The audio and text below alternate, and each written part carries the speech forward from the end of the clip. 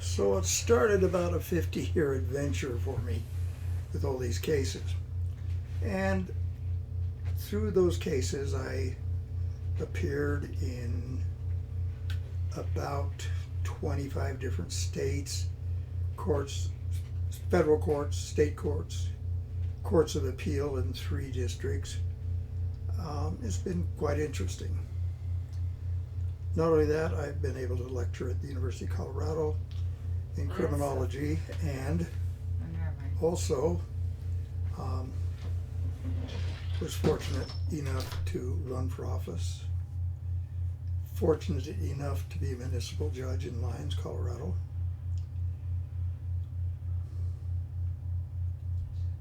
and done some research and was a peer reviewer for an international journal on drug policy. So my area sort of is in policy. I've been on several PhD dissertation committees, one on domestic violence, one on drug policy, one on street prostitution,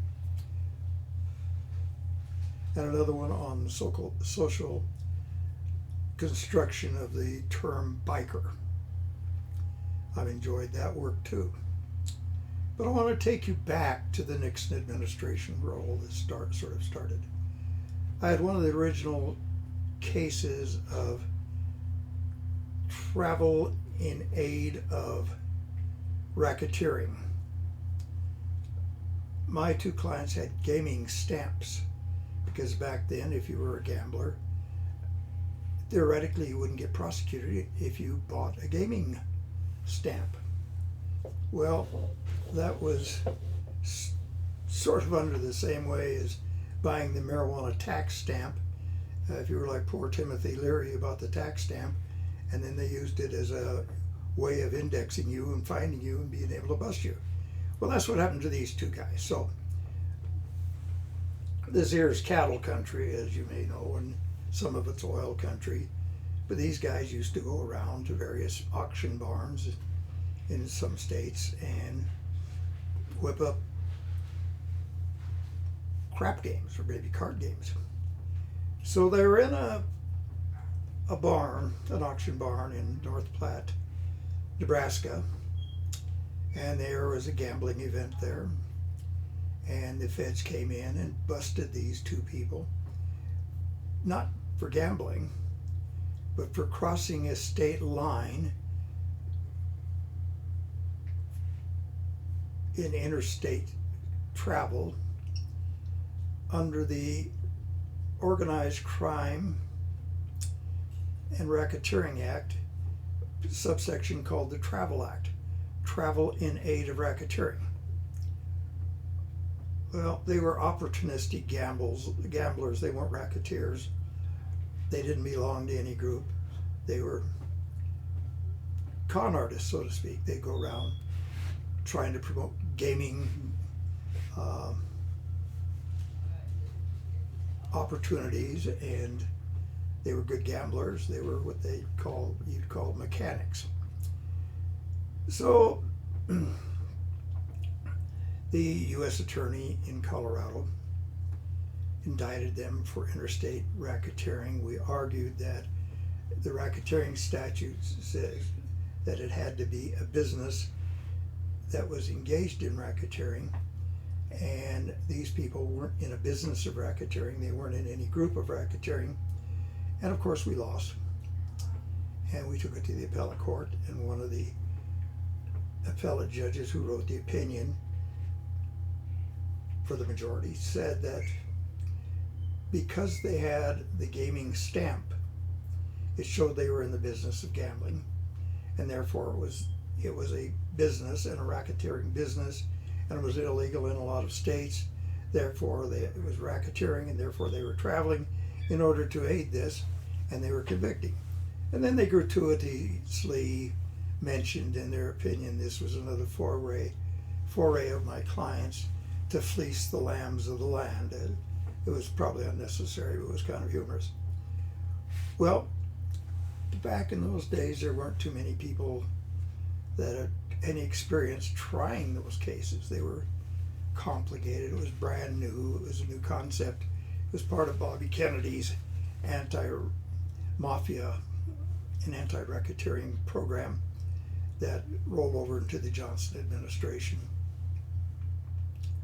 and then really taken to town by the Nixon administration. So, a little while later, I get a call from Oklahoma, Tulsa, in fact. I just finished up a drug case there where my client was convicted of growing 640 acres of marijuana, and I had been in front of that judge for a lengthy time trying that case. And that was in Muskogee, and the same district is out of Tulsa. So this judge is the judge that we drew in Tulsa for this racketeering case. And there were over 25 defendants in the case, and they split the case in two jurisdictions. One was tried in Oklahoma City, the other one was in Tulsa.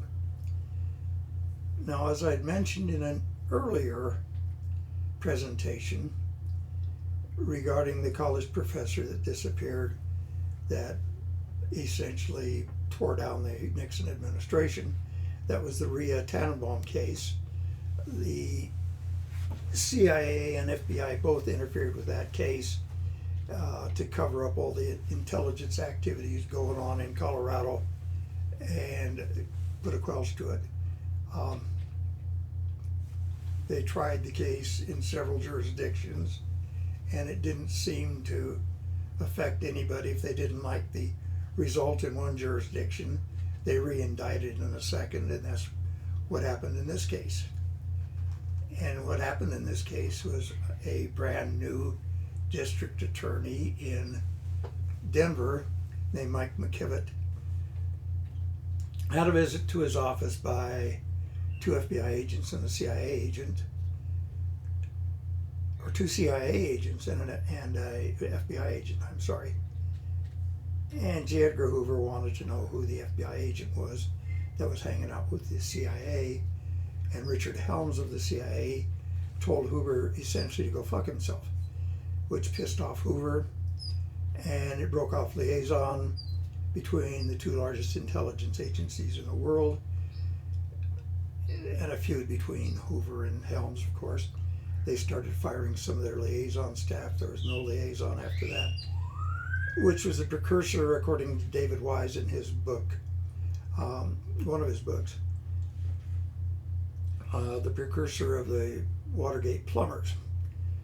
They were going to institute the Houston Plan, and that fell apart. And Nixon needed his own intelligence agency, so he said, in order to figure out what the hell was going on.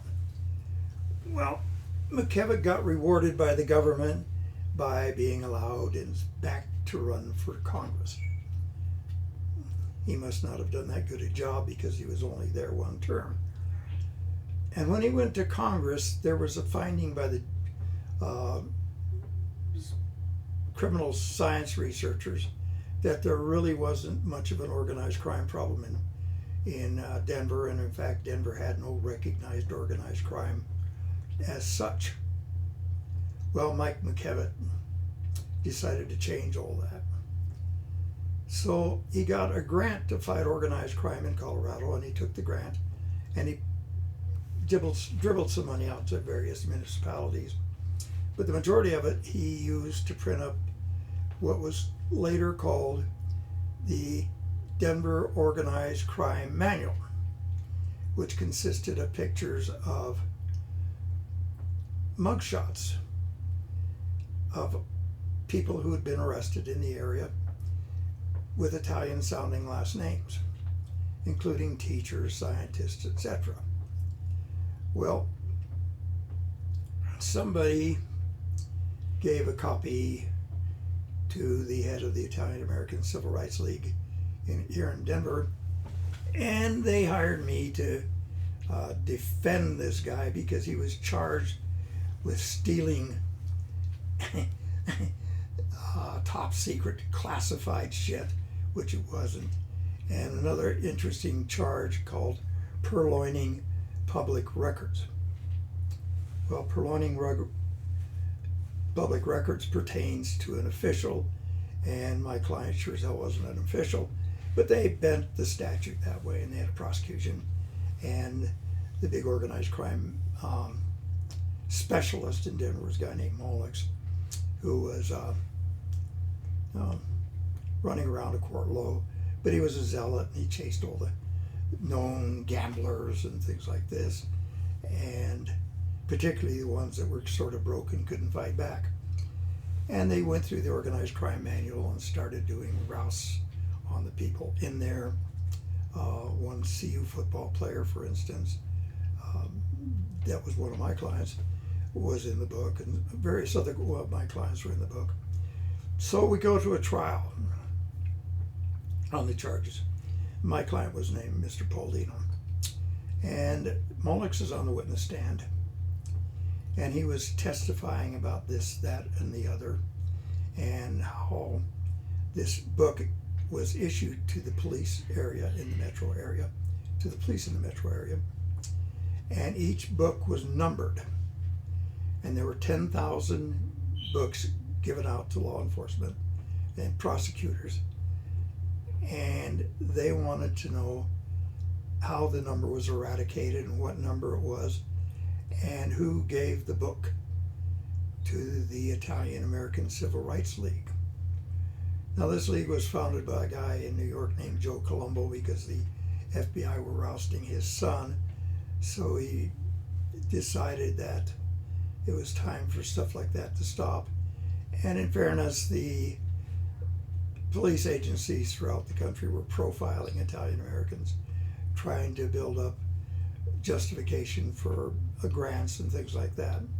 I don't remember, there was a television story or series where they wanted to buy tanks and stuff like this.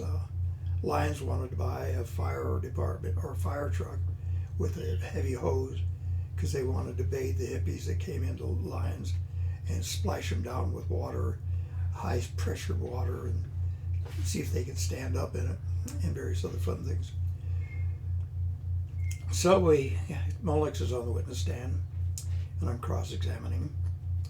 And I approached this podium, and I had my copy of Sutherland and Cressy's third edition of Criminology. And I tell Molix, I'm going to read a paragraph from my thing, and you're going to read a paragraph from yours, and we'll see if there's any variances. So I read a paragraph, he read the next paragraph, I read the next paragraph, and we go through this about 5 times, and I ask him if there's any difference. And he said no. And I said, you're reading from the Organized Crime Manual? Yes. And it's classified in secret?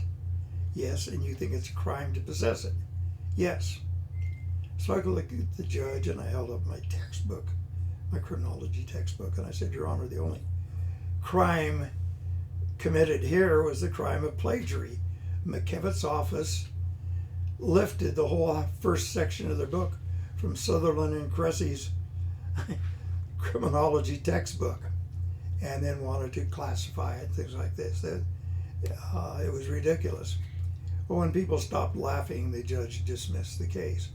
But that was the type of bullshit stuff that was being brought up in order to expand the budget for law enforcement and to what sociologists call do bureaucratic empire building, which was probably the largest empire building in the government at that time, because the war in Vietnam was gearing down and there wasn't much